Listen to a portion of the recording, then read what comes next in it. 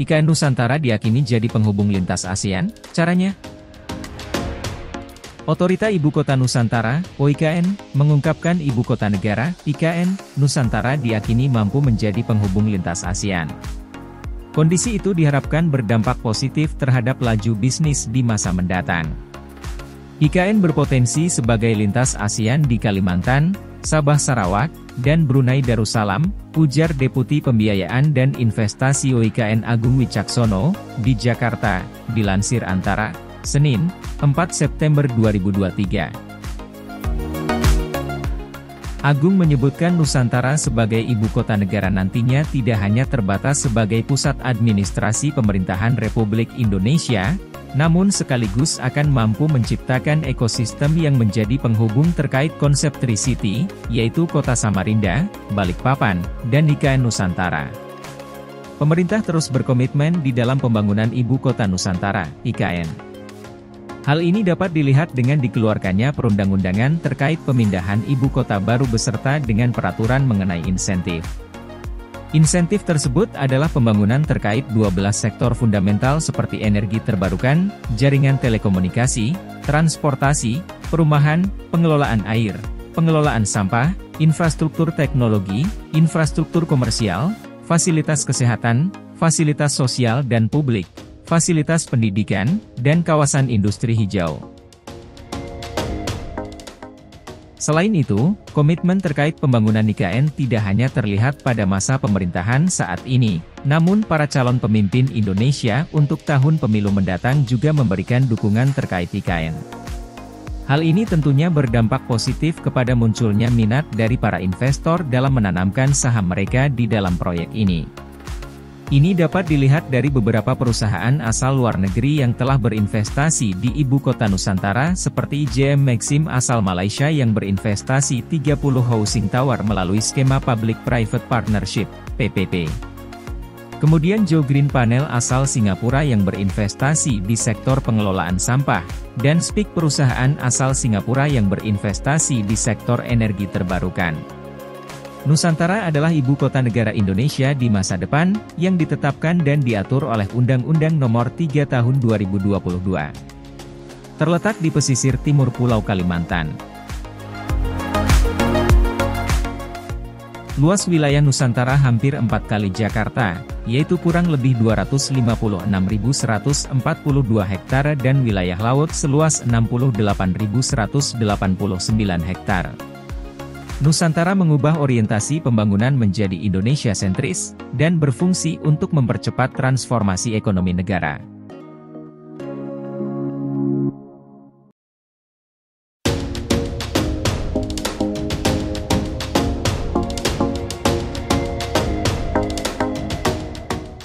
Otorita IKN ungkap 9 investor akan teken kesepakatan.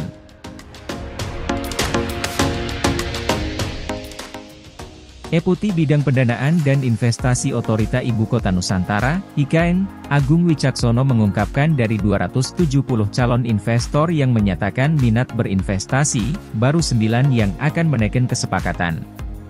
Agung mengatakan pihaknya sudah mengantongi 270 letter of intent, LOI, atau surat minat dari investor dalam dan luar negeri untuk IKN, terbanyak dari Indonesia. Lebih dari setengah itu Indonesia. Kemudian dari Singapura dan Malaysia, sisanya dari negara ASEAN lainnya, kata Agung di sela-sela acara ASEAN Investment Forum 2023, Minggu 3 September. Agung menjelaskan LOI merupakan tahap pertama dari 8 tahap investasi di IKN. Adapun tahap kedua yaitu one-on-one meeting. Ketiga, confirmation letter. Keempat, response letter. Kelima, non-disclosure agreement, NDA. Kalau LOI itu masih belum komitmen, baru ngincer-ngincer, mau nyatain gitu. Tapi kalau NDA kayak udah jadian. Oke jadian, kita saling tukar informasi, jelas Agung. Tahap selanjutnya atau ke-6 adalah feasibility study. Di tahap ke-7, seleksi investasi yang memenuhi syarat. Tahap terakhir adalah tanda tangan kesepakatan untuk membangun. Agung menambahkan sekitar 50 dari 270 LOI sudah masuk pada tahap NDA. Sedangkan yang masuk tahap hampir akhir ada 9, kata Agung. Sebelumnya Presiden Joko Widodo, Jokowi, turun Gunung Merayu langsung investor Singapura supaya mengucurkan dana segar untuk pembangunan Ibu Kota Negara, IKN, Nusantara. Demi meyakinkan investor, ia memastikan siapapun Presiden Indonesia selanjutnya pasti meneruskan pembangunan IKN. Oleh karena itu, Jokowi meminta para investor negeri Singa tidak perlu khawatir proyek bernilai lebih dari 400 triliun rupiah itu akan mandek. Ia mengatakan pemerintah sudah menyiapkan 300 paket investasi dengan nilai total 2,6 miliar AS dolar atau sekitar 38,6 triliun rupiah. Asumsi kurs Rp14.872 per dolar AS, untuk swasta di IKN. Jokowi merinci paket investasi tersebut tersedia dalam berbagai bidang, antara lain perumahan, transportasi, energi, hingga teknologi. Ex-wali kota Solo itu juga turut mengobrol sederet insentif untuk investor Singapura. Ia bahkan menyinggung statusnya sebagai pebisnis sebelum menjadi orang nomor wahid di Indonesia. Ada pertanyaan lain tentang insentif. Gampang. Silah. Saya juga sebelumnya pebisnis.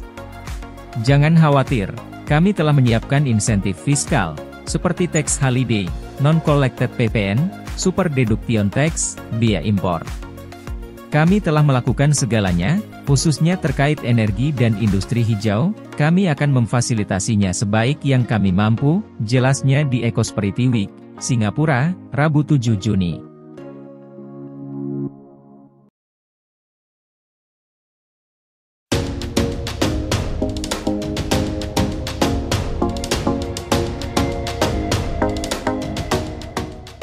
Gandeng Korsel, Hutama Karya bakal studi terowongan bawah laut IKN.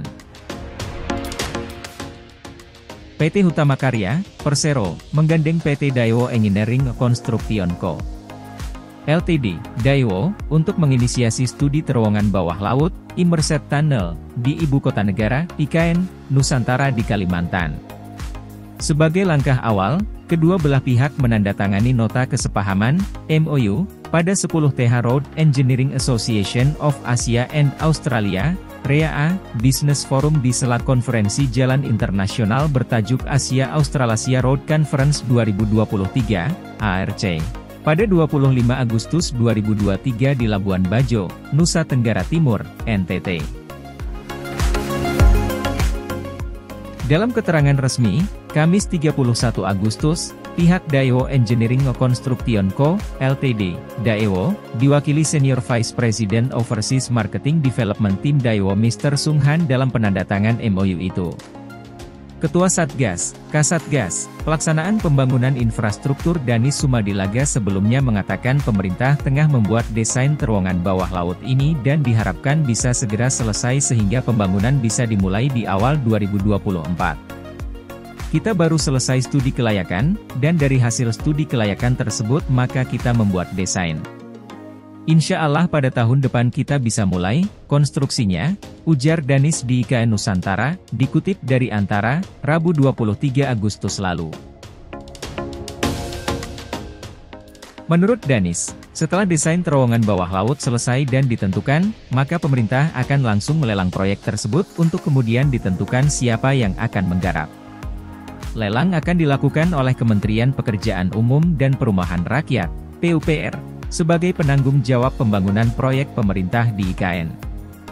Desain Immersed Tunnel dirancang dalam bentuk box dengan panjang antara 1 sampai dengan 1,5 km, kata dia. Proyek ini bagian dari jalan tol akses IKN yang menghubungkan dengan kota Balikpapan. Pihaknya merancang terowongan bawah laut ini untuk 6 lajur jalan tol.